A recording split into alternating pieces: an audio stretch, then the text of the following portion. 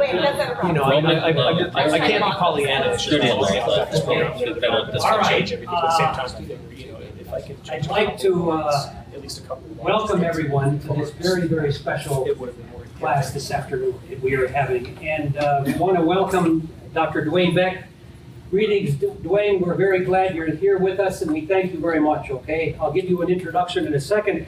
I also want to welcome our special guests here. And many of you know, you've met them already here. Dwayne, I went to the extent here of inviting some folks that I thought might be interested in this afternoon's discussion. So we have Victor Hernandez and Anita Brown from the NRCS office, the state office here in Davis. We also have Eric Huneman and Judy Fisher, who, Dwayne, they worked at FAO, Food and Agriculture Organization in Rome, but also many, many places around the world. And they're currently living here in West Sacramento in our area here. And they've been very keen partners in our work group, Dwayne. So, and then also, last but certainly not least, is Rich Collins. Dwayne, Rich is a farmer, a very forward-looking thinker in a lot of ways here, just southwest of Davis here. So we're very glad that you're here. We appreciate this, and the students have already had a chance to meet with the NRCS people by an activity we had earlier. So we're grateful for your being here this afternoon. It is my distinct honor of introducing the class to you, first of all, Dwayne. This is the PLS111, the agronomy class at UC Davis. And to the class, I introduced Dr. Dwayne Beck, and to our guest as well here. Dwayne is the research manager at the Dakota Lakes Research Farm in Pierre, South Dakota. And he's also an agricultural engineer with the South Dakota State University campus there. But he's been at the Dakota Lakes Research Farm for a good number of years there. And he's the director of all the research activities that go on there. I'm going to leave it to you, Dwayne, to tell the story here. And I think the students have already had a chance to look at the article you gave us about managing agricultural ecosystems. And if they've read this already, we certainly understand that you're coming from a much different region than we have in much of California. But what you're encouraging us all to do in the article here about understanding and appreciating the underlying principles is certainly important, and I think that's what we look to discuss with you. So I know you've got a lot prepared, Dwayne, but if we can have it somewhat interactive, if there's a question, the students and our guests are going to have to yell it out pretty loud, okay, so Dwayne can hear it. Is that okay? Dwayne, are you ready to go? That's fine with me. One correction, I'm not an engineer, I'm actually an agronomist. All right. Okay. My fault. All right, my fault. Then go ahead. We can hear you. Well, I have a minor in ag engineering, but my major is in plant science or soil fertility, and I did some coursework with Bigger and Ralston and the guys in soils at UC Davis. So he's been here before, a long time ago. So go ahead, Dwayne. Go ahead then. We can see you now and hear you. Well, good. Dakota Lakes Research Farm is owned by farmers, and we're going to talk a little bit about that and the history and geology of this area, which I'm not an expert on California, having spent a bit of time there, but not enough to be an expert, but the principles that we deal with at Dakota Lakes. So this is an aerial view of Dakota Lakes Research Farm. We actually border the Missouri River in South Dakota, so water quality is a huge issue for us in terms of our research program, maintaining water quality. Now, we do irrigate part of the farm, and so some of what we do is similar to what's done in California, other than the crops are pretty much forage and grain crops and not fruits and vegetables because we're too far from the market. The landscape, the native vegetation, as I traveled around the world, which I've had the opportunity to do quite a bit of traveling, both in arid areas and in places like Ghana, which are tropical. The first thing I do is look at native vegetation. And most people that travel, they want to know rainfall or some other thing. Well, rainfall is irrelevant because the amount of effective rainfall depends on your climate. And so in California, where you get winter rainfall like they do in Australia, a little bit of water goes a long ways where you have winter rainfall. Whereas where you have summer rainfall, then you lose more of it, or potentially can you lose more of it to evapotranspiration. So this is what the native vegetation looks like. We only have trees in very major drainage ways. I used to talk about the movie Dances with Wolves, which now most of you probably haven't seen, but that was filmed in this area. So the rolling prairies. The three things about South Dakota that most people know a little bit about is Mount Rushmore, Dances with Wolves, and the Sturgis Motorcycle Rally. So probably more people the Sturgis Motorcycle Rally.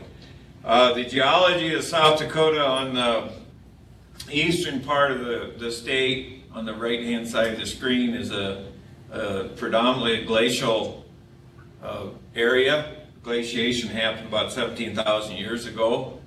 And the Missouri River actually formed along the edge of this glacier. So for this corn belt and the whole central part of the United States, if the land is east or north of the Missouri River, it was glaciated in one of two kind of major glaciations. And that glacier cut off the rivers that used to run out of the Rocky Mountains and the Black Hills of South Dakota and run east and went north, and they hit the glacier and they had to turn and go south, and then they consequently formed the Missouri River.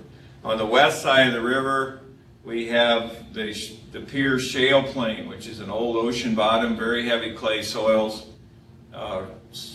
pretty shallow, but very high clay content, relatively shallow over shale, and that goes all the way actually to Golden, Colorado, just outside of Denver. So that Pierre Shale Plain goes a long ways to the west, and it's a predominant structure of a lot of central part of the U.S.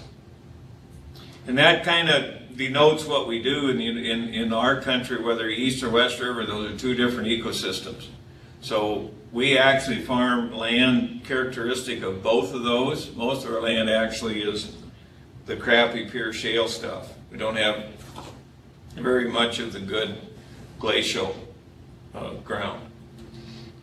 The central part of the U.S. was claimed for France way back in the early 1500s, 1540. Some fur traders came from Winnipeg, Canada, crossed, quote unquote, the Continental Divide in North Dakota, which is about 3 feet high.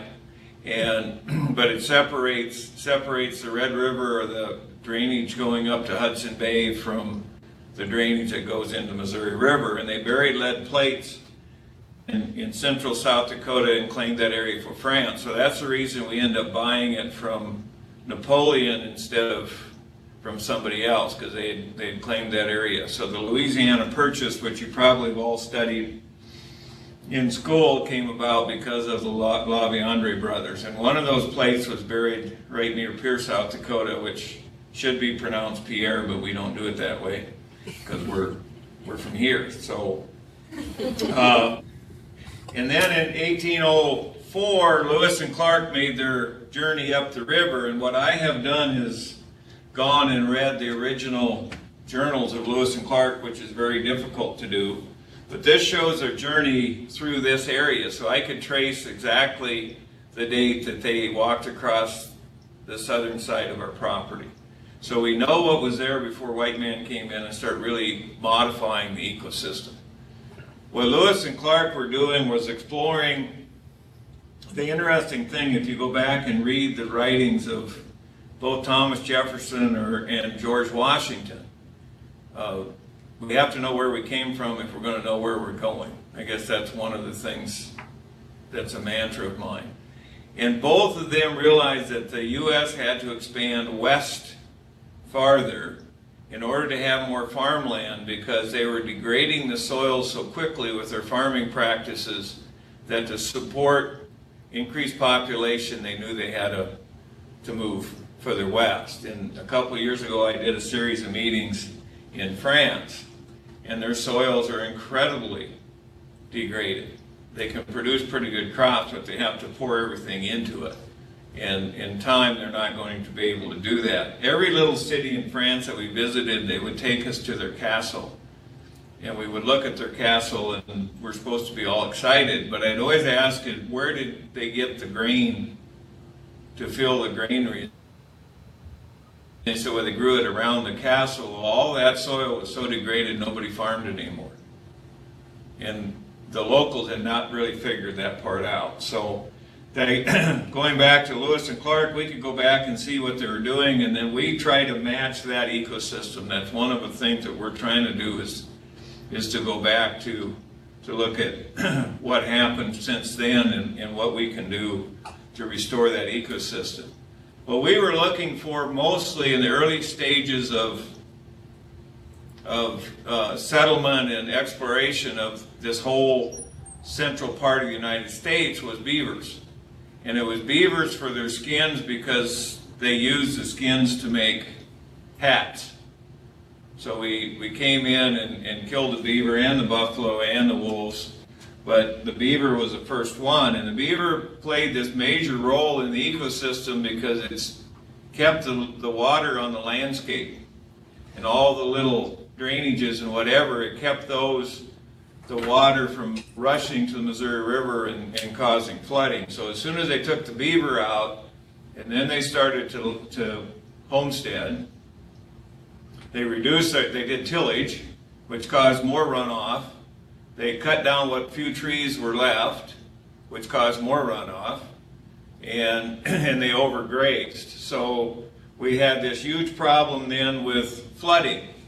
And white European males have this propensity to want to build some kind of engineering structure instead of trying to fix an ecosystem. So the Pick Sloan project came about in the 1930s and 40s.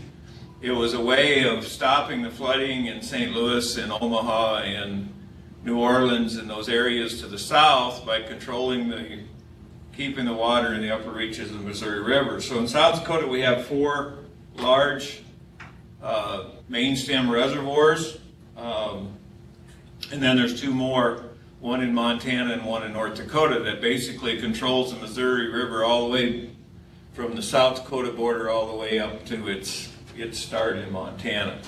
And then from there on, they can use that water to float the boats from Sioux City and also in the Mississippi River. So they use it to hold the water, and they use it for hydroelectric power. They did plan to put in 500,000 acres of irrigation in South Dakota at one time. That's never been developed, and that's a good thing it wasn't developed, because irrigation is incredibly expensive if you don't need to use it.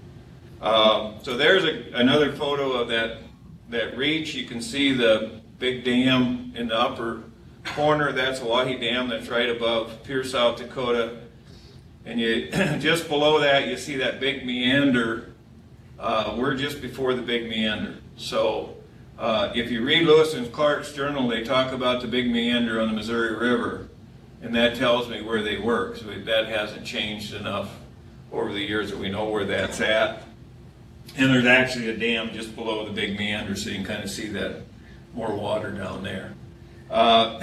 So there's the Oahe Dam. That building on the right-hand side of the dam was a pump station to pump water, and they were going to irrigate, but the place they were going to irrigate was actually about 150 miles away, because at the time this was designed, there was no such thing as a center pivot. So you couldn't really irrigate the rolling land around Pierre, South Dakota in this area with gravity techniques, because it's not flat enough, it's not deep enough to level. In California, your irrigation's mostly in these river bottoms where there's lots of flat ground, so they can use gravity irrigation and things. So they were going to pump it almost 130 miles or so to the east to the lacustrine Lake Dakota Plain. That never happened because we went to manage a farm in that lacustrine Lake Dakota Plain where they didn't think they could irrigate in the 30s and 40s. They didn't think they could grow corn and soybeans and edible beans and those kind of things without irrigation. We went there to manage that farm, started doing no-till in diverse rotations and found out they in fact could do that.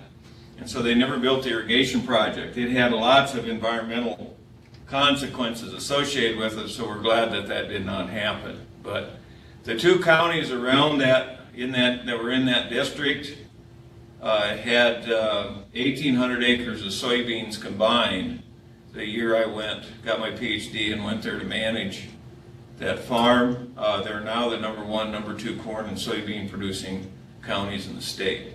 So it's really a matter of using the water that Mother Nature gives you first as efficiently as you can, and then if you need to, maybe you look to do some irrigation. So as I travel around the world, that's the one message I have, because irrigation systems, as soon as they're built, they start to degrade.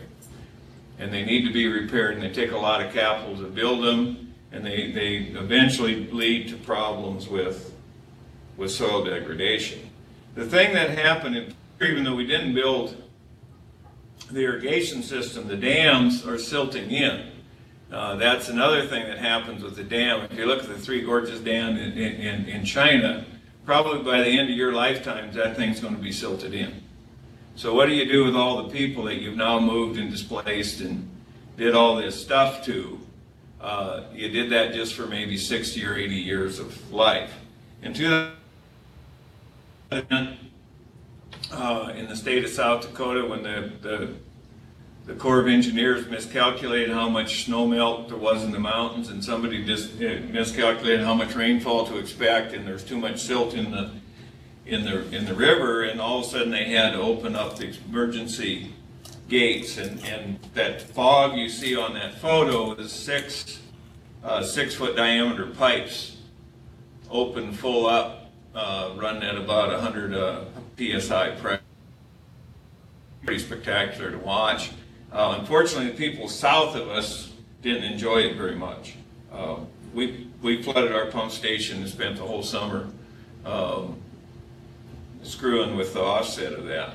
So again, if we go back to this geologic map, they were going to take water from Pierre, which is right in the center part of the state. That kind of little bit darker pink area is the lacustrine or glacial lake, Dakota.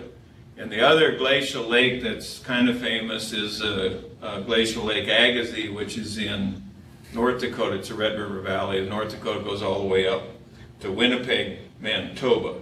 The brown thing on the right-hand side is the Coteau de Prairie, which is the high spot that was kind of missed by the glaciers at one time. So everybody in central South Dakota got really excited in the 1970s, and this is kind of the story of Dakota Lakes Research Farm history.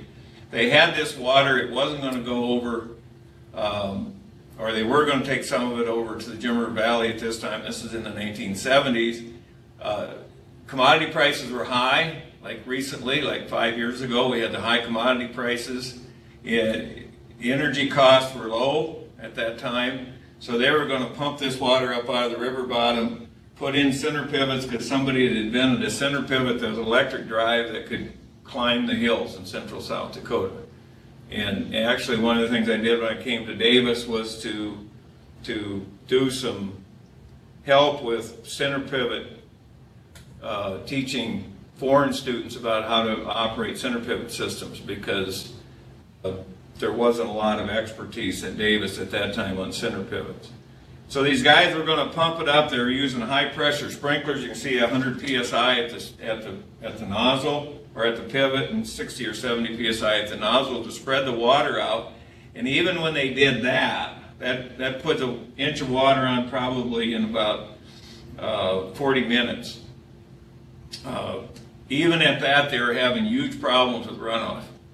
So they pumped the water up out of the river, and it would run off and go down into the valley and back into the river, which is, you can see right on these pivots, right adjacent to them.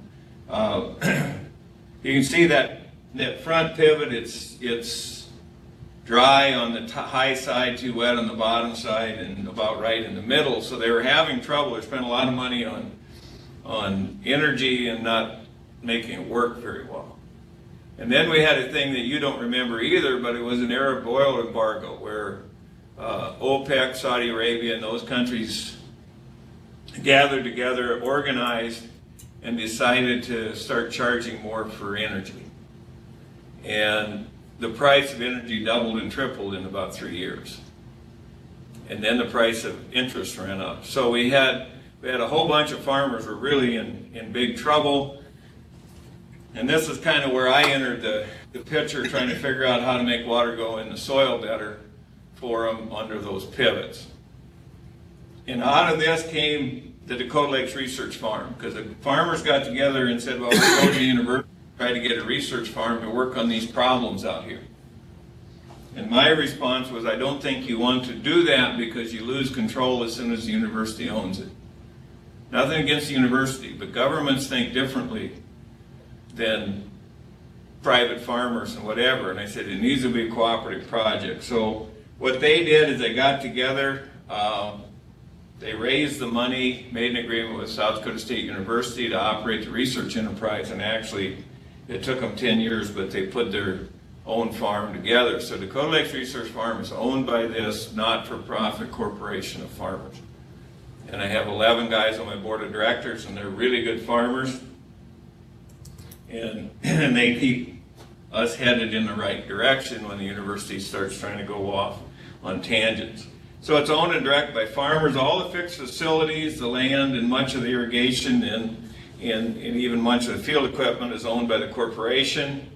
11-member board of directors, and the research manager works with the board of directors and with South Dakota State University to operate the research enterprise. So I run the production enterprise. We try to make money on the production side and also kind of do the field scale testing of things we come up with. And then we work with the board of directors and the SDSU and kind of bring them together for this incremental or this topic research where you're looking at one little thing. What we do in our stuff is look at the whole system, and then the university people help us find components that fit into that. Profits from the production enterprise are used to support the research. We just did a $100,000 remodel of the office facilities and whatever, which hadn't been done since 1990 when we started, so it needed it. We have both irrigated and dry land areas. Dry land's the most important work we do. We've been 100% low disturbance no-till since 1990. And I say or longer because some of our land has never been tilled. It was native prairie type system that was too steep to farm with tillage, and we now have taken a no-till into cropping, and it's fine. Many crop rotations have been in place since 1990. So that's one of the things that doesn't happen anywhere else, where we can put in a crop rotation and see what its long-term impacts are. When I have college students from SDSU come out, I can take them into a field and tell them, just like I can you, I've been doing this rotation longer than you've been alive. Which is, then they look at me and say, God, he's older than my dad. So our mission statement says nothing about no-till. It says nothing about crop rotations or whatever. It just talks about the mission of trying to have profitable farming systems that are, for lack of a better word, regenerative or sustainable or whatever. This is central South Dakota. If you took those two black lines on the right and the left and extend them down to the Nebraska border, North Dakota is north of us, Nebraska is south. One of the interesting things was Dakota Territory included Colorado, Montana, Wyoming, North and South Dakota, Minnesota, and Nebraska at one time. So Dakota Territory was a big hummer, but then they kind of kept peeling away because of the slave thing. But if you took those and extend them to the south, between border to border, that's the area we've had the most impact in, because it's similar to us, although everything pretty much to the west of us now is no-till. The star on the right-hand side or in the east, that was the Redfield Farm or the James Valley Research Center, where they're going to take the water The one on the left is where they were going to take the water from. So it's an appreciable way to pipe water or put water in canals, and you know that in California you do that all the time. But that's the area we've impacted. If we talk about the characteristics in 1990, dryland spring wheat and barley in the east, almost no row crop. Dryland spring wheat, winter wheat, and summer fallow in the west. In the area where we actually farm, the farmers used to grow one crop of wheat every 2 years. They grow a crop of wheat and then summer fallow for a year. Just till it, keep it bare for a year to mine it better. They had irrigated corn production in both areas, and it was all done with full width tillage and multiple passes. So that wasn't all that long ago, 1990, when this happened. We had the governor of the state came out the other day, and I had a newspaper clipping from a little small town paper where they talked about things that happened 20 years ago, 30 years ago, those kind of things. So I showed him the 40-year ago clipping from the Oneida Register. They had closed the road between Oneida and Pierre because of blowing dirt in September. And they had to close the road, and there's people still alive that remember that and remember those kind of things happening when the wind blew. And I know you get wind blowing in California because you have car accidents because the dirt blows across the road. It's not a natural thing, and it shouldn't happen. But that's the consequence of full width tillage and mining type things. In 2017, dryland corn, soybeans, and wheat in the east, dryland spring wheat, winter wheat, corn, oilseed, and pulse crops. And pulse crops are, we grow peas, lentils, chickpeas, those kind of crops here. So if you eat hummus, some of it could come from us. There's almost no summer fallow. So basically, by using the water more efficiently, we can grow these crops. We don't have to do the fallow. We don't have to waste that year and degrade the soil. And then the irrigated acreage that we talked about has predominantly been converted to dryland because of the cost. If you have any kind of lift at all, the energy costs will just kill you. We're pretty close to the river with our land. We're 105 foot of lift from the river to the places that we irrigate, which isn't all that much, 30 meters if you're from someplace other than the U.S. It costs us $60 an acre for energy costs to pump 12 inches of water. That's a huge amount of money. If you're looking at $3 corn, which you can't really get it right now, it's 20 bushels of corn just for the energy costs. And that's not the overhead costs and the maintenance costs and all those things associated with irrigation. So we were going to talk to the Board of Regents a year or so ago, and we came up with these numbers. If we compare the corn, soybean, spring wheat, winter wheat, and sunflower production in that area between those two black lines, if we went border to border, central, north central, and south central crop reporting districts in South Dakota, we increased the productivity in that area $1.6 billion a year in 2014 as compared to what was grown in 1986. And this is based on the price at a small town in the area, August 12, 2015. So it's a huge difference in how much money the farmers are making. They're doing the right thing environmentally, but they're also making more money. And so there's lots of new grain bins and new houses and John Deere tractors and those kind of things because they have lots of money. Now, the low prices right now are hurting them a bit, but they're still way more productive than they would have been in the old days. Now, we achieved the success not because we set out to improve yields. We didn't say, well, we're going to go make your yields better. We're going to take wheat, which is what you grow, and we're going to make that better. A lot of people were doing that. What we did by looking at the ecosystem, we said, we better manage the ecosystem processes and natural systems being our model, will probably be more productive. So instead of trying to fight against natural systems, let's see if we can't mimic them better. Mother Nature does a wonderful job of capturing carbon, and that's what we do in farming. So I call this transformational change. It's a system approach. It's not trying to improve what you're doing, but to transform what you're doing. And in our case, it's really more of a holistic or systems approach. I stole this from Pierre, but I'm sure he sold it from somebody. But the light bulb was not the result of incrementally making candles better.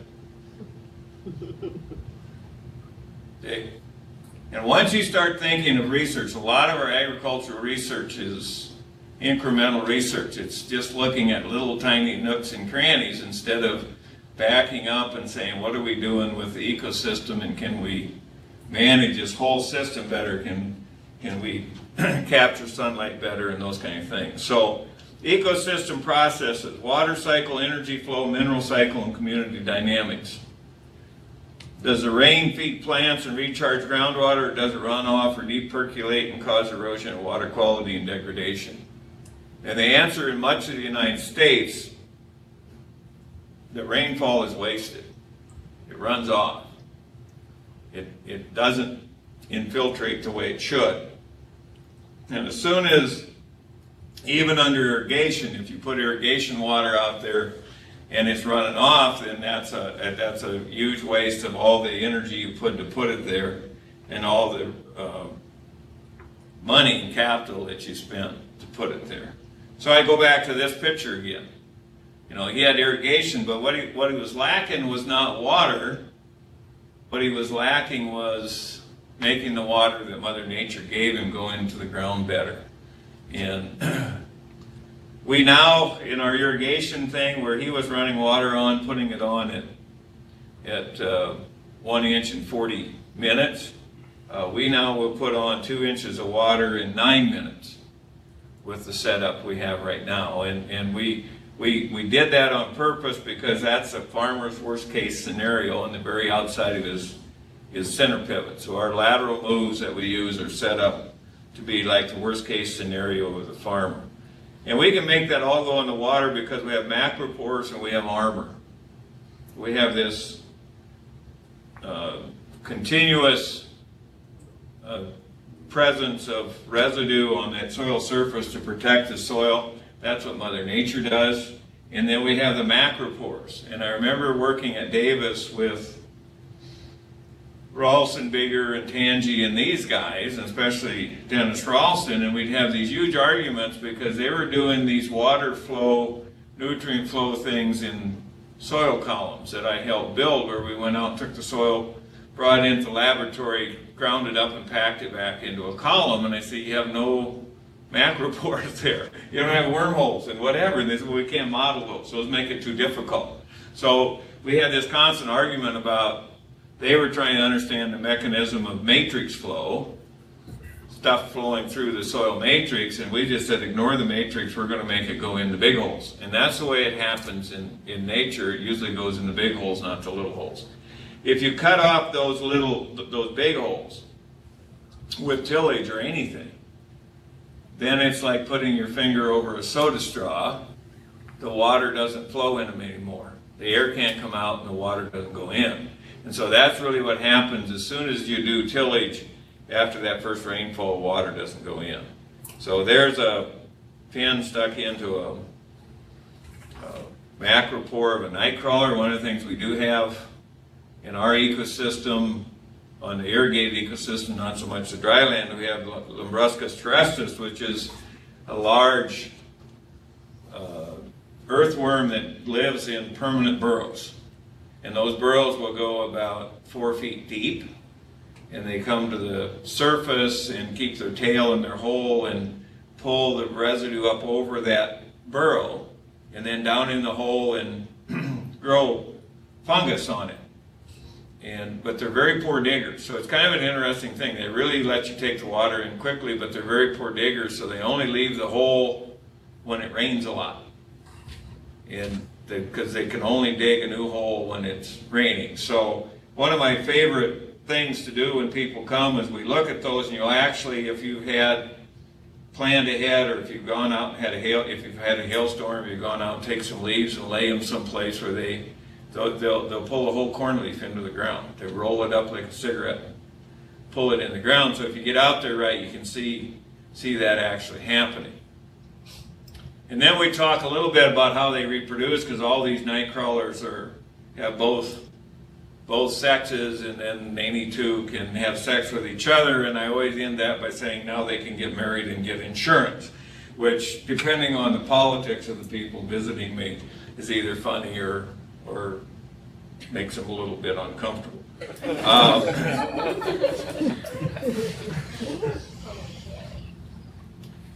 But here's a typical irrigation wheel track of ours.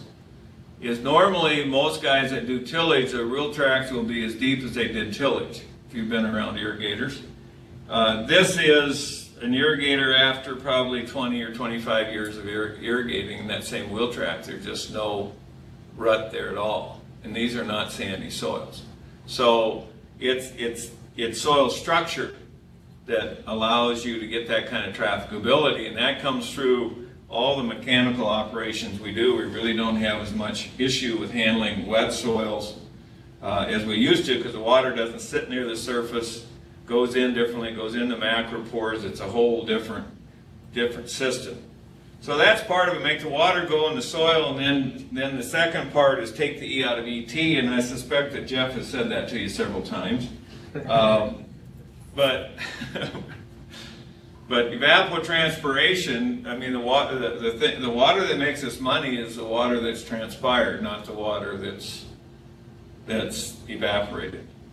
So we got to make the water into the soil, and then keep it there, keep it away from the surface with those big holes, get it away from the surface right away, which help cut down on E. And as we add organic matter, and as we add aeration to the soil and change the way that the structure of the soil, we start holding more water. This is a good idea for irrigation. It's a great idea for those without irrigation. So when we started this, we were irrigation guys. That's what we did. And we've transitioned, realizing that it was imperative for the dryland guys to use their water better. The irrigation guy, if he wastes some, if he's got enough money and time, he can pump some more. Ecosystems harvest sunlight energy that drive all of the processes. So if we remove the products from the ecosystem, it reduces the energy available. One of my pet peeves is people who want to take crop residue and use it for energy, because we're robbing that whole ecosystem of the energy it needs, and that will degrade that ecosystem. So we have a lot of politicians that don't want to talk to people about reducing their energy use. They want to find them another source of energy other than fossil fuels, and we just need to be looking at things differently. So that's one of those transformation things. And energy, is this energy that I'm talking about, is it constant or finite? Well, sunlight is constant. The sun will come up tomorrow morning. If you have a piece of property you're farming, the sun will come up tomorrow. You can count on it. If it doesn't come up, if it doesn't come up for a couple of days, we're all kind of screwed. We just want to have a party and get it over with. But fossil fuels and some of these renewable fuels that are basically mining things are finite. They're going to run out. And then, is your energy benign or potentially damaging? Well, sunlight, other than the issues with skin cancer for us Europeans that are in the wrong spots where the sunlight's intense, is pretty benign. Whereas fossil fuels and some of these other things are potentially damaging. Is the energy internal or external?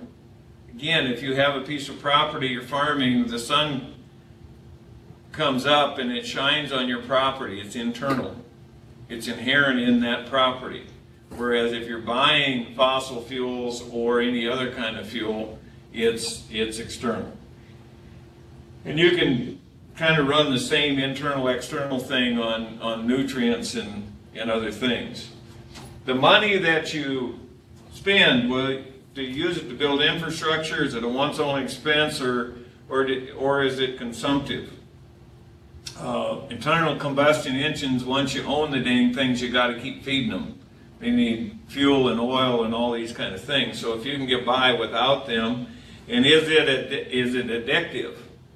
You know, once you start using things like insecticides and herbicides and whatever, it becomes somewhat addictive, or traits, and you don't want to go back to not doing that. You feel uncomfortable. I have people ask me, why do farmers just use fungicides just because? And I said they're afraid not to use fungicides. Instead of going out and scouting, they don't trust themselves to scout and do the work to actually not use those. Are the nutrients available for plant use, environmental services, or have they been leached, eroded, or transported from the landscape? And that includes sending them to China or sending them into the ocean. You know, if you're familiar with the Kesterson Reservoir in California, that's a place that things went that wasn't the best place for it to go. Okay? Ecosystems that leak nutrients turn into deserts. Desertification is actually leaking of nutrients, and one of those nutrients being carbon. So desertification happens when you degrade the soil and get rid of the nutrients, and along with all the other nutrients that go away, the carbon goes away, and that's the thing that we notice most, but carbon is a nutrient. And that could leak from the Midwest to Virginia, for instance, or North Carolina, where they have hog operations, hog feeding and turkey feeding operations. I mean, that's still leakage. In the old days, everything was a closed system. So we had nutrients that went to the ocean, but then some fish or animal brought it back. I think of the West Coast, where the salmon would bring those nutrients back up into the rivers and go up in the rivers, and the bears would kill the salmon and poop in the woods. And the nutrients are back. And most people don't think about that kind of a cycle. 120-car train of soybeans contains 400,000 pounds of phosphate. And we just love in South Dakota to build a big circle track where we can load a 120-car train in 6 hours and send it to the West Coast and go to China, but that nutrient's never coming back. And anytime you move it closer to the ocean, you've created issues with nutrients getting in the ocean, water quality degradation type stuff. Saline seeps are an example that we have a lot of in lots of areas. I mean, it's not always called a seep, but you put in irrigation water, rainfall, and the nutrients aren't cycled right there where that water goes in. Then you have drainage, and that drainage is saline. Again, Kesterson Reservoir was that saline and toxic stuff that was flowing out of these drain tiles and then going into the reservoir because it couldn't go back to the ocean. So one of the things we had to do is figure out ways to try to cycle nutrients that maybe wasn't obvious at first. So here's some cover cropping things. On the left-hand side is just wheat stubble harvested with a stripper head, and on the right-hand side is that same wheat stubble with a cover crop of forage millets in it. This is forage millet and some brown midrib forage sorghum, same thing. We will swath this stuff and actually graze it, and that's what's going on right now at the farm, as we're grazing those kind of things through the winter time, and the snow doesn't really bother us doing that. Here's some cover crop designed to catch nitrogen. If you export nitrogen from your land or you export carbon from your land, Mother Nature will bring that back in the air, and you can catch that. Whereas phosphorus and those kind of things, nothing really brings it back. But if you think of carbon and nitrogen, but especially carbon, Mother Nature brings that back. So here's another one of the cover crops. We call this catch and release nutrients, and I stole that from a farmer in North Dakota, but what the heck, he doesn't live in California, so I can use that. But that idea of catching and then releasing the nutrients, whether that be carbon or nitrogen or the other nutrients that would get into the drain tile or into the drainage system or hit the impermeable layer and go sideways. Our fertility management is we put some starter P with the seed normally. Our other nutrients are placed near the row at seeding or on the soil surface after crop canopy. If you do what most farmers do, where they broadcast fertilizer before or at seeding, it just encourages weeds, and it also just encourages loss, inefficiency. So we've done a lot of work with fertility over the years. If you go to our website, you'll see some of that. The three factors with fertility is available nutrient. You got to have the available nutrient, the moisture, and roots all in the same place at the same time. It's fairly simple. Now, in no-till, you have mycorrhizal fungi, which is the same thing you have in the forest, which is the same thing you have in the prairie, that do much of the uptake of nutrients. So if we have mycorrhizal fungi, we have lots more roots in the system, and therefore we can have much less available nutrients still get by. And this is important in developing countries. It's important for us in terms of protecting water quality, because if we can keep the level of nutrients in the soil lower, they're less likely to run off into the rivers.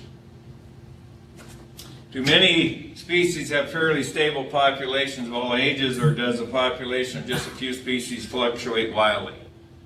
And that's one of the real key things, is how do you keep enough diversity there? The tendency is to try to grow all corn and soybeans in the Corn Belt, and to grow all cotton and tomatoes in California. Weeds and diseases are nature's way of adding diversity to a system that lacks diversity. What happened?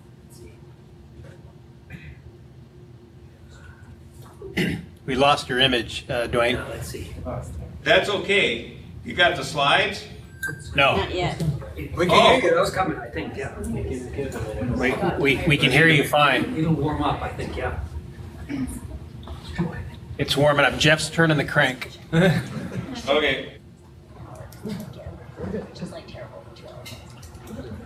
Just probably. It'll just take a minute. Dwayne, go ahead as best you can there. Okay, I think most of this, I mean, if they have the notes there that I sent you yesterday, Jeff, I'm just following those anyway. But weeds and diseases are Mother Nature's way of adding diversity to a system that lacks it. So when somebody has a problem with weeds or diseases, the first thing I do is to start questioning some of their techniques, because someplace they have created the opportunity, right? Mother Nature's an opportunist, and she's not a B word. And if you have a problem, you've created that opportunity. So if you can go back and figure out where you created the opportunity, understand what you're doing and what the characteristics of that insect or that weed is. And I'm sure I've got it someplace else, but we have not used an insecticide a broadcast insecticide at the research farm. I believe this is our 16th year. Just simply because we have enough diversity and enough predators and things going on that we don't have to. So, and then if you go to do something about a pest, does that action address the weakest point in the life cycle of the organism? Right now, we typically, I'll pick on weeds, but the typical practice in the U.S. and most of the world is wait until the weed's up and then spray it with some. Well, that's not its weakest point. And so we have this resistance thing. This is pursued at twice the labeled rate. This is an old photo. Twice the labeled rate, and kochia is fine, and the chickpeas hiding in there underneath the kochia is not doing so well. And that came about because the company that at the time made Pursuit didn't like the fact that I said we'd probably develop resistance to it. And they said there was no evidence of that, so we just created some. It only took us 2 years because there's cross-resistant to other ALS herbicides. Okay?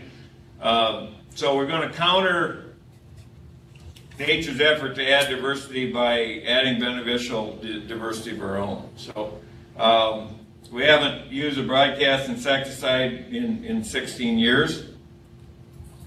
The thing about picking your time, when we look at spraying weeds that are already up, it's really not your weak point. I mean, think about human beings. I mean, the best thing to do is to keep the weed from going to seed, to do sanitation steps, keep the weeds out of there. It's not dissimilar with birth control in humans. I mean, the best thing you do is keep from getting pregnant. The worst thing you do is wait until they're teenagers and decide you don't like them and get rid of them, right? But that's what we're doing with weeds, is we wait till they're teenagers and they go, you know, they're really not very vulnerable anymore at that time. So no-till is not about lack of tillage, about managing soil water, soil structure, soil biology, and carbon compounds in the soil. We don't use no-till just for the principle of doing no-till. We use it because you can only manage an ecosystem by doing no-till. Tillage is just not an option. Tillage is to agriculture what fracking is to petroleum. And the reason a lot of people use tillage is because it increases the speed and extent of removal of compounds from the ecosystem. They want to get all the nutrients out of that ecosystem they can as fast as they can. And so the Europeans came to North America with that in mind. We're going to come to this virgin soil, and then when this got degraded, they started looking to go to South America or someplace else. As citizens in the U.S., you know, and young citizens, thank God, you need to decide what you like agriculture to look like in the future.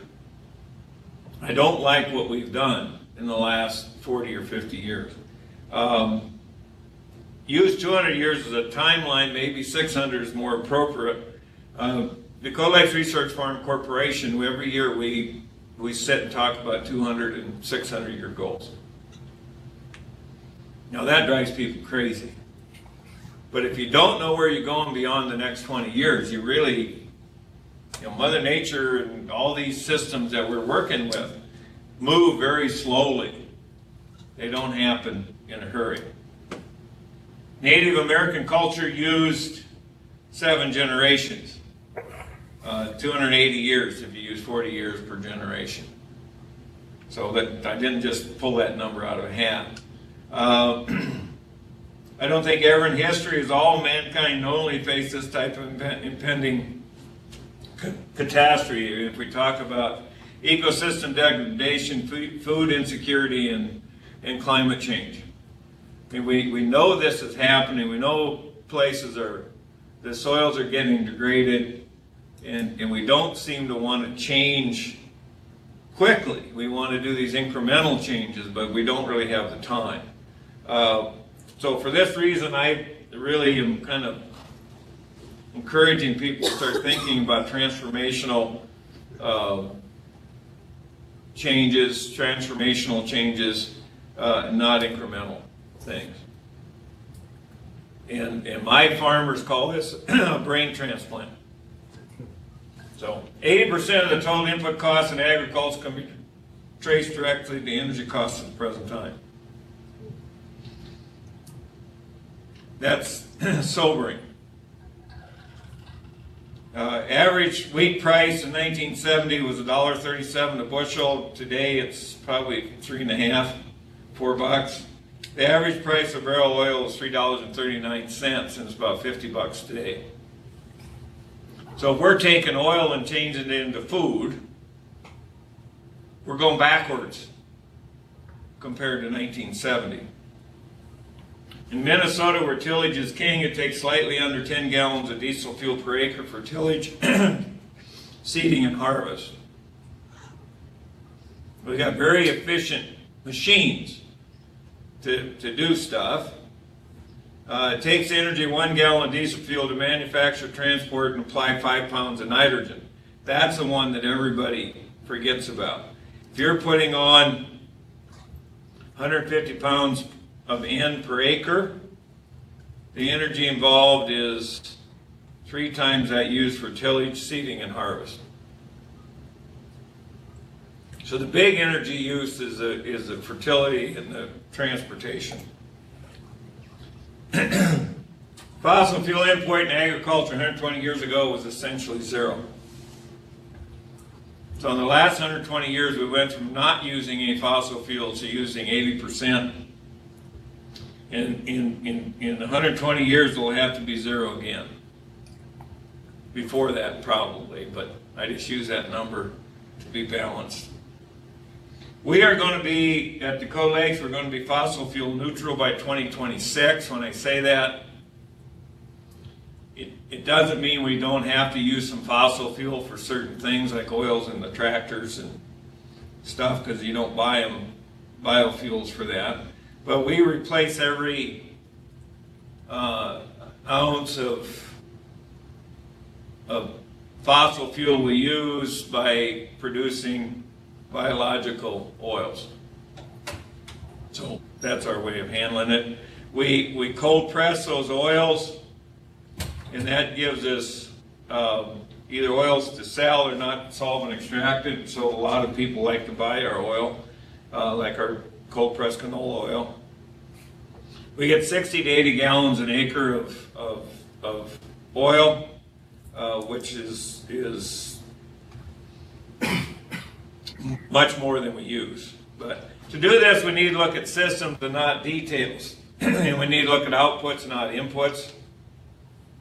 The biggest thing is we need to act instead of react. Right now, we wait until we have an insect problem or a weed problem, then everybody starts reacting and they come up with a simple solution. Again, a lot of farmers that call me, so I got this weed, what can I use to kill it? And what they get is about a 20-minute dissertation on, what's that weed's habits and how you can prevent it and whatever, not what's going to kill it, because if you kill it and use a simple solution to kill it, it will develop resistance to that solution. And that's really not the right answer. And then we need commitment, not involvement. One of my favorite sayings is being committed, not involved. If you have bacon and eggs for breakfast, the chicken was involved and the pig was committed. So that's the difference between involvement and commitment. So science and reason, and this is really troubling to me, is science and reason, not emotion and rumors. Right now it's not what the science says, it's what you feel. And I don't know how that happened, but we got to stop that and learn to deal with that. We need to address the problem instead of treating the symptom. Again, the similar thing, like NRCS spent billions of dollars building terraces. Terraces did not address the problem. The problem was because we were doing tillage and water was running off of these soils because they were too steep to do tillage on, so we built terraces to stop the water from getting out of the field. And that's the picture I took, as you can tell, out of a door of an airplane. My younger, stupider days. They're false infrared photos, so the dark red is good vegetation. So that shows you where the terraces are. That's the only place they had enough water staying in the field to be any good, because it was running down to the terraces. I learned more from observing nature than by trying to change it. And I think that's one of the biggest things we have to learn. I spent some time with Kofi Boa in Ghana, and if you've read 40 Chances, there's a chapter in that book by Howard Buffett about Kofi, and Kofi talks about managing the rainforest very similar to me talking about managing the prairies. And it's really looking at observing what nature does and how cocoa grows in shade. So you have to have things to shade your cocoa plants, and his whole system is developed around cycling nutrients and using Mother Nature's systems. Mother Nature has been managing ecosystems better and for longer than anyone else. What she does not do and what she does do, she harvests the maximum amount of sunlight. And that's what a farmer does, is harvest sunlight. That's the energy. That's the thing we need to do. And she leaks very few nutrients, including carbon dioxide, from the system. She cycles that carbon dioxide. And the native prairie and the rainforest both, as that vegetation decomposes, there's other vegetation there to catch that carbon dioxide and recycle it. If you do tillage, all your CO2 goes away and goes over to the neighbors before you have any plants there. She makes maximum use of water and nutrients by having webs of mycorrhizae and other tricks, and there's a bunch of them. And she uses animals, big ones and little ones, as part of the system. One of the questions I got a lot of in France is, can we do no-till organic? Because there's a big push for organic in France, but then they till the hell out of the ground. Well, tillage-based systems are just not long-term sustainable. We can't do that anymore. So if we want to do organic, which I think their goals are right, but unfortunately there's not a lot of science in some of their requirements. I think that needs to be looked at. But if you're going to go with present requirements for organic and try to do it no-till, my answer to them was it's going to take 7 species of animals to do the things that we're doing in other ways right now. And that's a guess, right? But since I don't speak French and they didn't speak English, it's really hard to have a subtle discussion of how you would do no-till organic. But it's really trying to use these animals as tools. There's one of our cover crops. This is just a little discussion of how we're cycling some things. That was a crop that was grown as a second crop after harvesting wheat crop. So that's just a forage crop that we don't irrigate. It just grows. And then we swath it. That brown thing in the middle there is a swath. Means we cut the forage off and laid it in that swath, because it's going to degrade very quickly once it gets beyond a certain growth stage. But we don't bale that up and haul it into the building, because then the nutrients leave. And also the biology leaves if you feed it to an animal in a feedlot. And there's all these problems with putting animals in concentrated feeding operations. And then we will come back out in the fall. That's a red insulated glove, because we use electric wire. So I wear a lot of those things in the wintertime. That's what that looks like underneath. So it's in good shape, and that works well in our environment. We had almost 18% protein in that last year. Now this year we're lower in protein than that because we didn't cut it soon enough. So that was our fault. And then we use our irrigation machines and electric wire to move the fence. So we're moving the fence every day, but we don't have to do it manually. We do it with the irrigator. So there's our irrigation machines. The fence hangs from the irrigator, and we just move the cows with the irrigation machine. And it's pretty amazing that the electric motors on the irrigator don't make very much noise, but they can hear them. If you start up an irrigator, they decide they're going to come running and get the new stuff. To feed, there's only one way to take low quality foodstuffs and turn it into human edible protein. In these marginal lands and whatever, the only way to do that is, it's not to till them and grow vegetables on them, it's to put cows on them or other ruminant animals. And I know that's not a popular thing, but that was a role of, in natural systems, the role of the ruminant animal is to change low quality food stuff into high quality protein.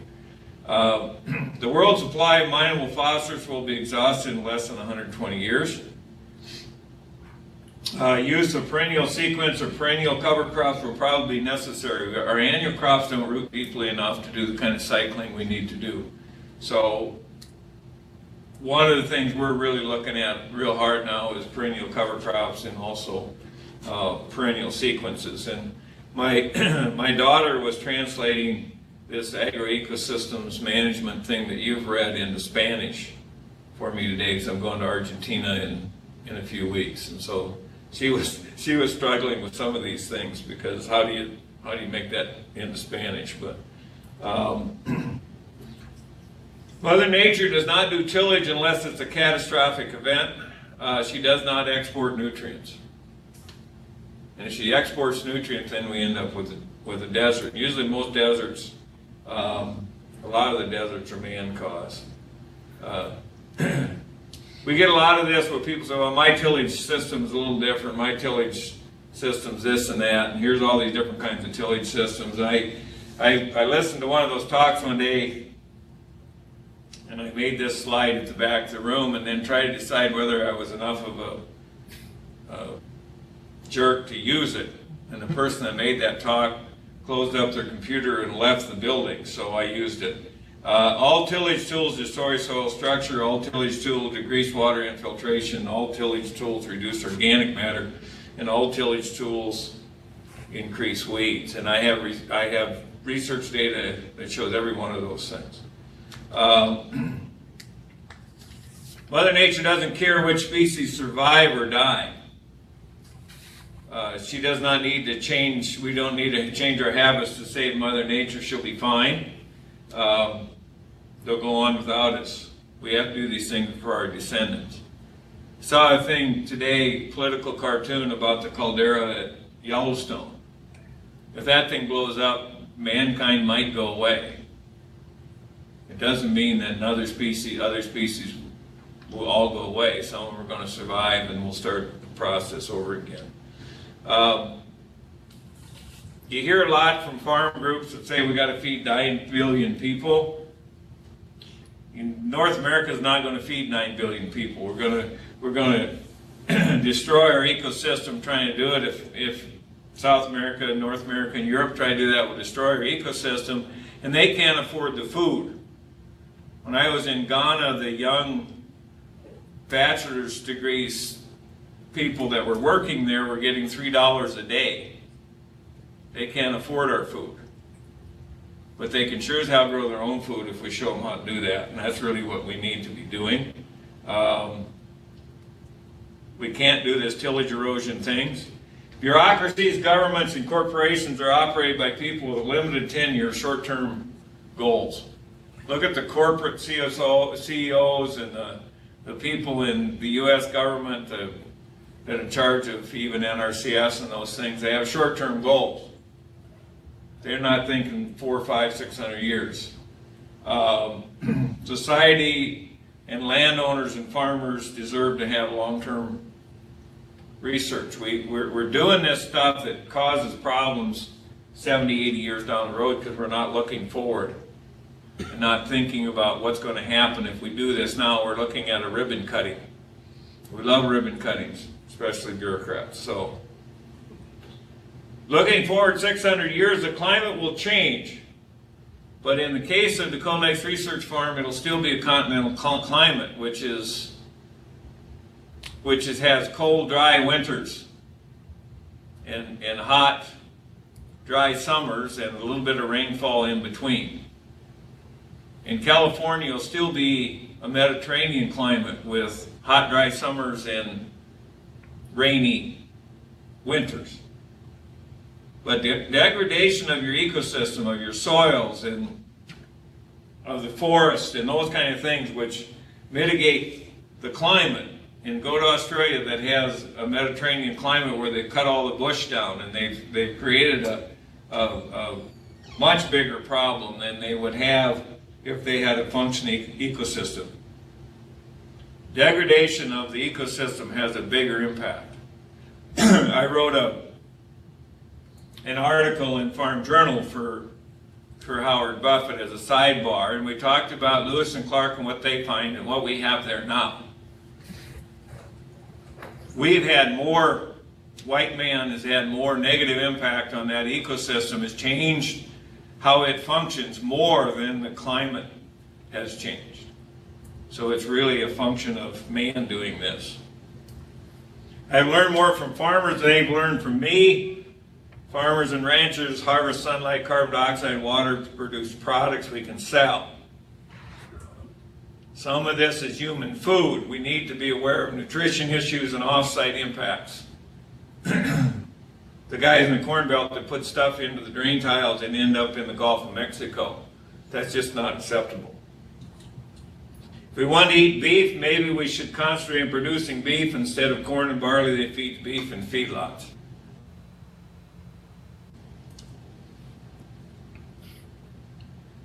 I had a friend of mine that was in Afghanistan during the 9/11 attacks. He was working over there as a missionary, although he couldn't call himself a missionary.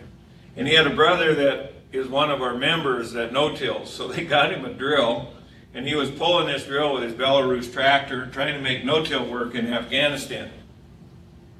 It wasn't highly successful. The reason it wasn't highly successful is because there's no residue left. The reason we no-till isn't the fact that we don't, the tillage is a bad thing. The thing that we need to do is keep the residue, keep that armor on the soil and the macropores and all these things. Well, they have no residue left. In the Muslim culture, once you're done harvesting, the whole community can come and take the straw. When I worked on a project in Morocco, we actually hired somebody to guard the straw. So he spent the day in a tent out there keeping people from grazing and taking the straw. Thought he had the best job in the world. As them silly Americans paid him for doing nothing but keeping people from taking his worthless straw. But what happened to the straw in Afghanistan, this guy took every bit of it, and if you look closely at that photo, they took the roots and the tops. And they put them on their semis, and they put them on their straight trucks, and they took them into the building. And we all laugh at that and say, oh, we do the same damn thing, only we've got bigger semis. Taking all the residue off and hauling it someplace. So, we talk about peak oil, where half the oil is gone, peak phosphorus, we're past both of those. We're probably past peak soil, where over half of it's degraded. Take the E out of ET, like Jeff tells you to. Take the T out of can't. Doing the right thing environmentally is almost always the correct economic approach in the long run. Just need to focus our eyes a little further down the road. We need to be looking forward instead of, when we're doing tillage, we look backwards. So, with that, I hopefully left enough time for you to ask lots of questions.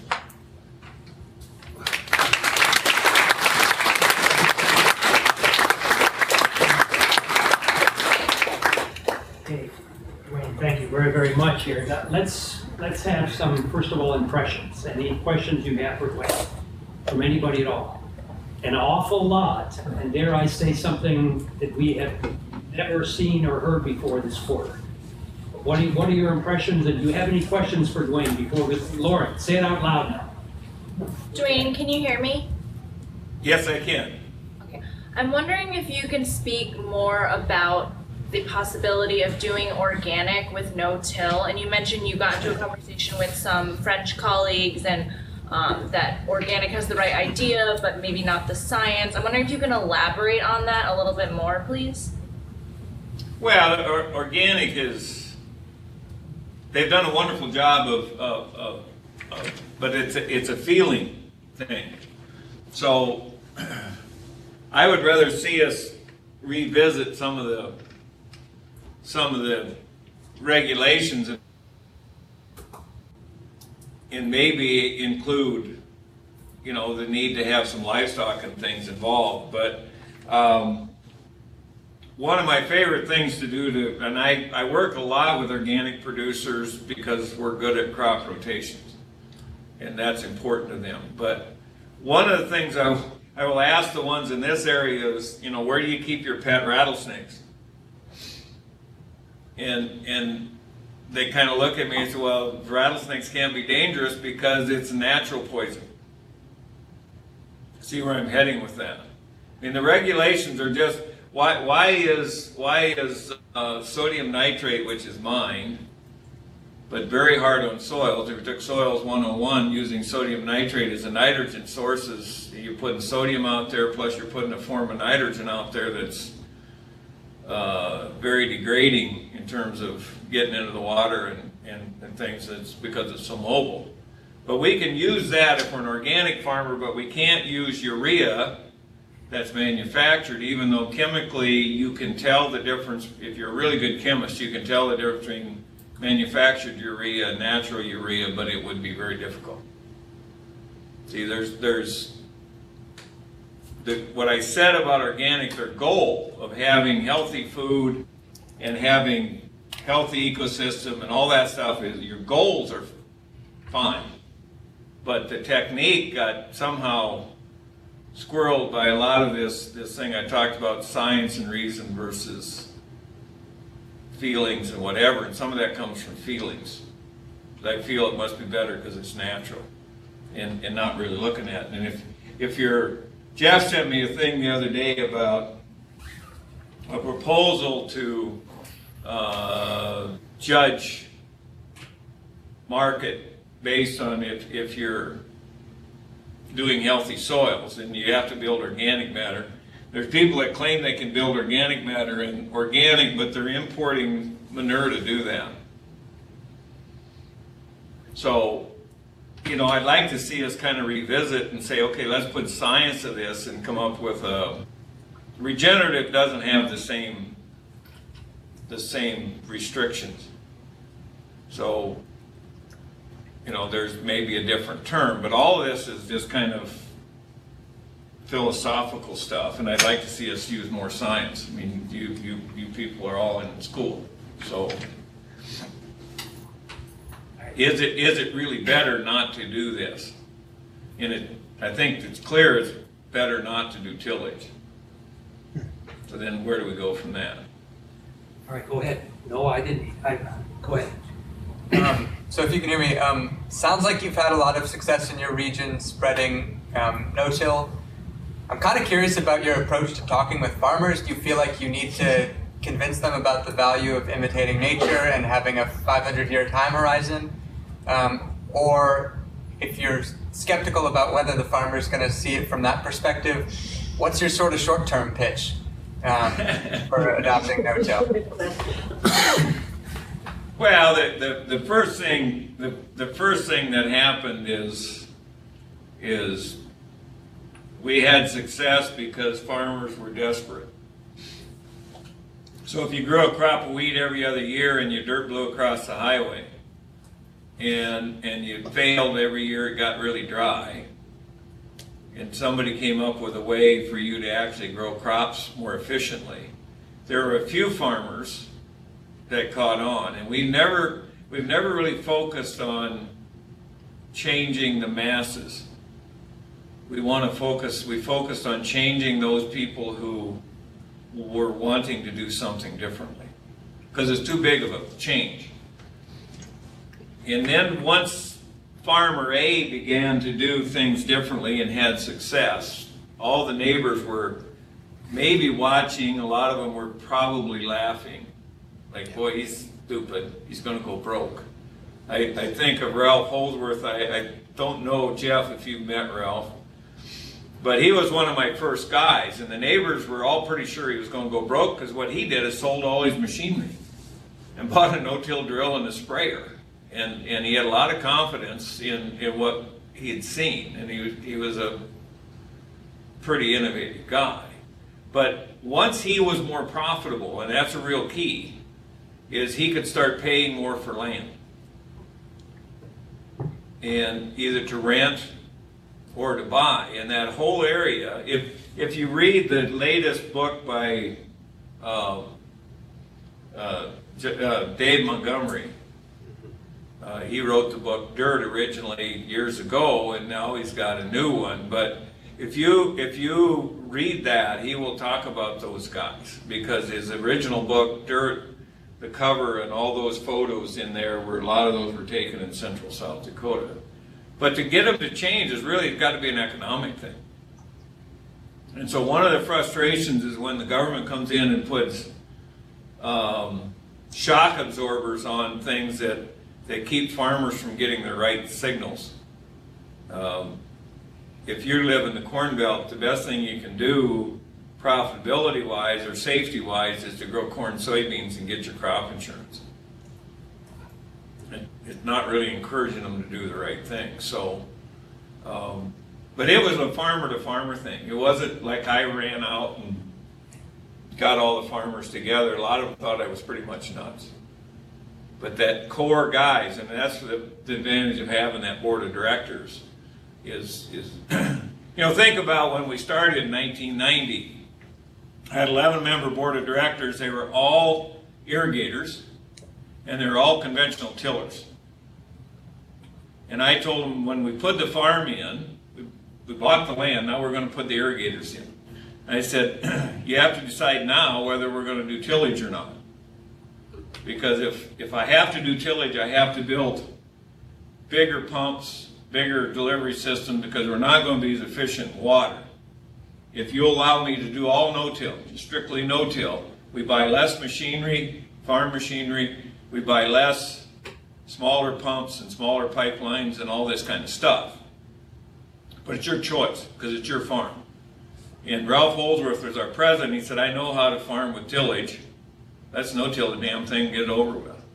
Okay, that was 1990. But that sets a big example for people who come to the farms, and we just don't do tillage. I got an email today from a graduate student that's trying to do remote sensing of or organic matter content of soils, but it has to be soils that are tilled, so he can see the soil from a satellite. And and he was asking, you know, do you have any of those? And I go, no, and I don't think we have any to speak of in a 400 miles to the west and north of us, or further. You know, it's just they're just people aren't doing it anymore, because you can't afford. If you're more productive, you can't afford to do the bad thing. So we focus a lot on the productivity. Go ahead. Okay. Yes. I was wondering if you could speak a little bit to the pest control at Dakota Lakes Research Farm, specifically the sanitation. What are some of the practices that you guys carry out? Well, sanitation's important. From a insect standpoint, we plant the tall grass prairie plant, which were the native one, big blue stem and switchgrass and whatever, on our borders. Around the entire farm, we have a border 3 to 10 feet wide of these tall grass prairie plants. And we use those for grazing, but they also get very tall and green in the summer when the grasshoppers get blown across the river from overgrazed rangelands in the west. And those grasshoppers will stop to eat the tall grass prairie things. And most of the time, that's all that happens. I think once in the last 15 or 16 years, we sprayed some fungus stuff, you know, not a true insecticide, more of a biological insecticide on our tall grass to knock the grasshoppers back. The other thing the tall grass does is the prairie dogs, which will tend to move into farmland from overgrazed rangeland, which is surrounding us. They will not come up next to tall grass plants because the coyotes can hide in there. We don't kill our rattlesnakes. We don't kill our coyotes. Okay. If we have a rattlesnake that gets in our road, we pick them up and move them, which will kind of drive some foreign people crazy if they see me do that, because they've watched too many Western movies, you know. But well, I mean, I'm serious. But we'll go to the field. I'm always the first guy that walks in the field, because if there's a snake there, the nice thing about a rattlesnake is they'll sound off. And we just, we had some South Africans here a few weeks ago, and probably a month and a half ago. And we started to go into a field, and we had one just kind of really lit up in this border, and I just moved them, and they're busy going, well, they're not as dangerous as a cobra. Well, I know they're not as dangerous as a cobra, but I still don't want to walk through that, right? So we'll go over here. But those are just little things. We have bat houses because a lot of the insects are night flyers, but the biggest thing with our insects is our predators. And our cover crops will feed the predators. And I had a farmer one time years ago, we had cover crops out in the fall, early fall, and he came over to look at them, and they had a lot of insects in there on the cover crops, lots of little aphids and things. And he said, aren't you going to spray it? I said, why would I spray it? I'm feeding my predators. The idea of having predators is you have to feed them year round. So cover crops do that. And we had the Xerces or whatever society, the people who deal with predators. They did a meeting in South Dakota and came to the farm. And we took them into some of our cover crops, and they went absolutely crazy. They're all entomologists that like predators, and they were all identifying all these predators in the cover crop. Well, that's what we're doing. We're feeding them. And one of the biggest things that kills aphids that most people don't realize is fungi. The number one thing that kills aphids is fungi. So when you're out, your egg supplier says, well, it's time to put your herbicide on your crop. We'll throw some fungicide and some insecticide in there just because it's cheap. What they've done is killed all your predators. They've killed the ladybird beetles and lacewings and all those guys, but they've also killed all your fungi, which are the number one mortality cause for a lot of insects.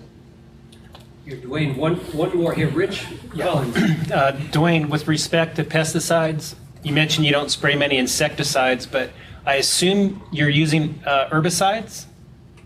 We're using herbicides, and that's one of our things we have to do, I think, in our system. We don't use very many. We spend a lot of time thinking about how we're doing things to hit those weeds to prevent them from being there, number one, and to keep them from having seeds that go across. Like our winter wheat, which is one of our major crops, is probably a third or a little more than a third of our program. We really haven't used an herbicide in there for a number of years. Now we will use sanitation herbicides before planting and that kind of stuff, but we won't use it in crop. Okay, thanks. And then for the students too, they're in the back part of that packet of information Dwayne sent you is some very interesting stuff about rotation. So that's part of the system as well. I want to, maybe we'll let you go in a second here, Dwayne, and thank you again. Let me put the students on the spot here a little bit. Anybody want to stand up and bravely vocalize your impressions? What are you going away from today? Back in the corner, but I'll do it. Okay, Rebecca? Hello. So I don't know, this probably isn't exactly what you're thinking, but I'm just going to go with it. Initially, when you started this class, the first thing that you did was showed us the equipment for all the different kinds of tillage, right? And just as someone who didn't know that, that was really interesting because I learned about all the different equipment that you can use to till. And then I feel like since then, we've just introduced a lot of different people's opinions on how to use that equipment, how to use all these different processes, and if it's best to use all those processes all the time. Dr. Dwayne Beck was one of the first people to really bring up animal use multiple times, which is interesting to me as the animal science major that everyone knows that keeps talking about animal things. But I just think that overall, it was really interesting for me as someone who doesn't come from an ag background. I still felt like you built that assumption of the tillage is used, and to now flip it on its head is just, the more I hear about it, the more interesting it is to me. I feel like everything got flipped for me personally. Okay, did you hear, Dwayne? Yeah, and I think one of the things to think about is if in the Western Hemisphere there was no tillage until Europeans arrived, because there were no beasts of burdens on this side of the world.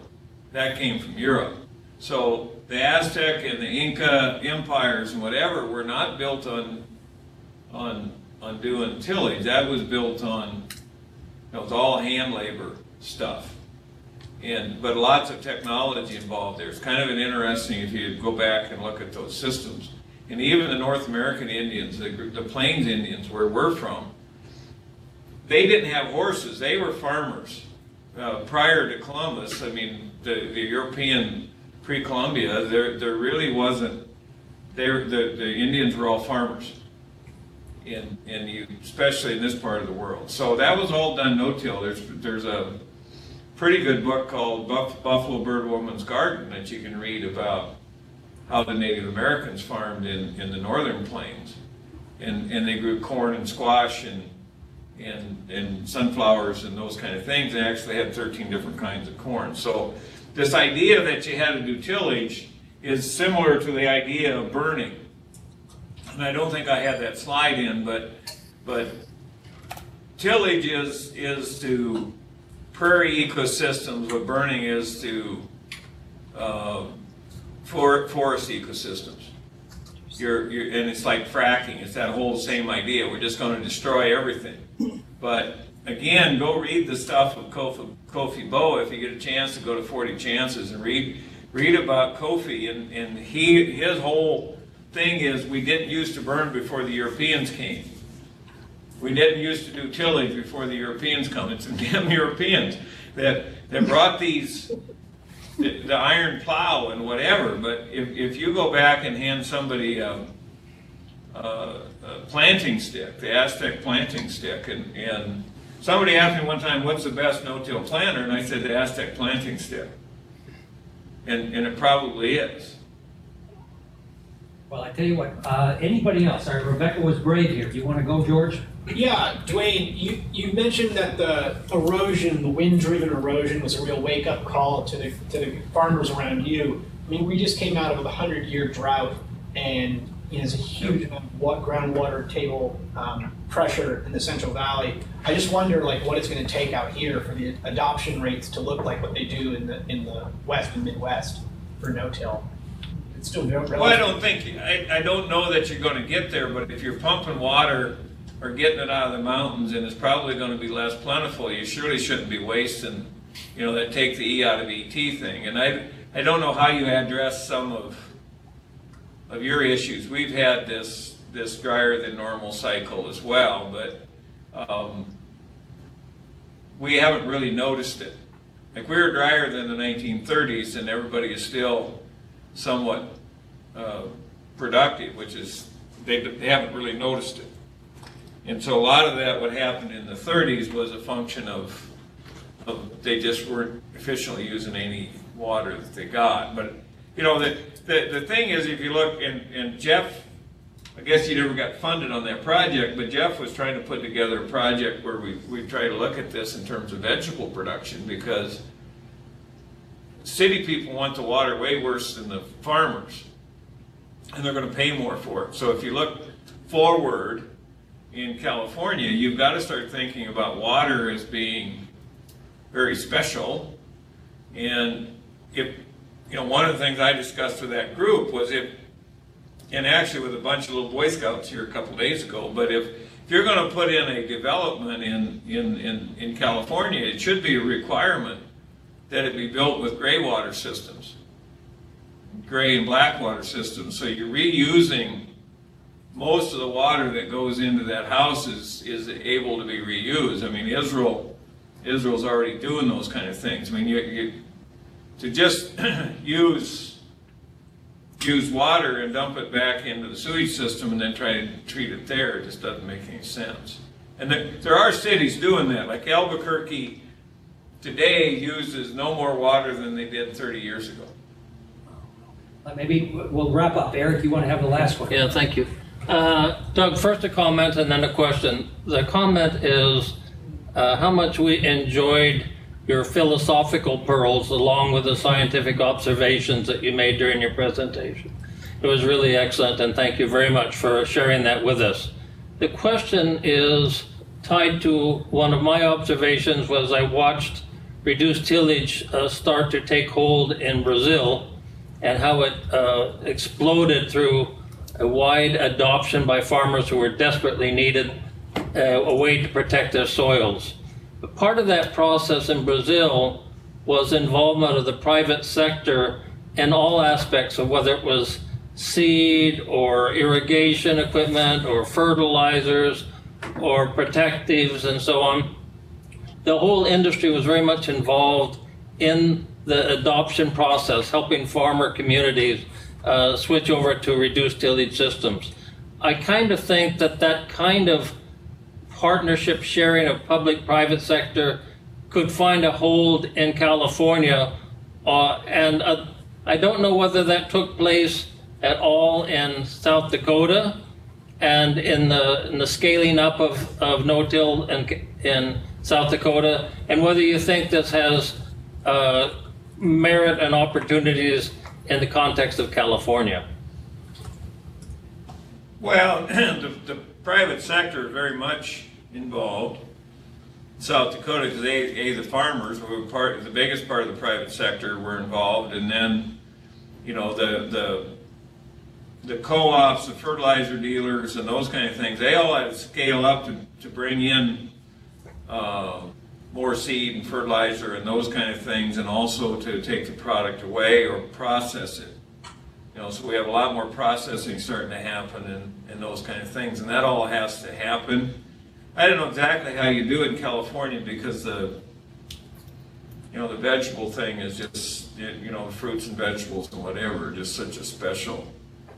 You already have a lot of private public thing there. The thing is that I think as the need for protecting the water becomes more obvious, I think then maybe these people will really step in. Tell you what, maybe we want to thank Dwayne very much. This was an outstanding afternoon. We know it's almost 8 o'clock your time. Dwayne, I can't thank you enough, okay? We appreciate it.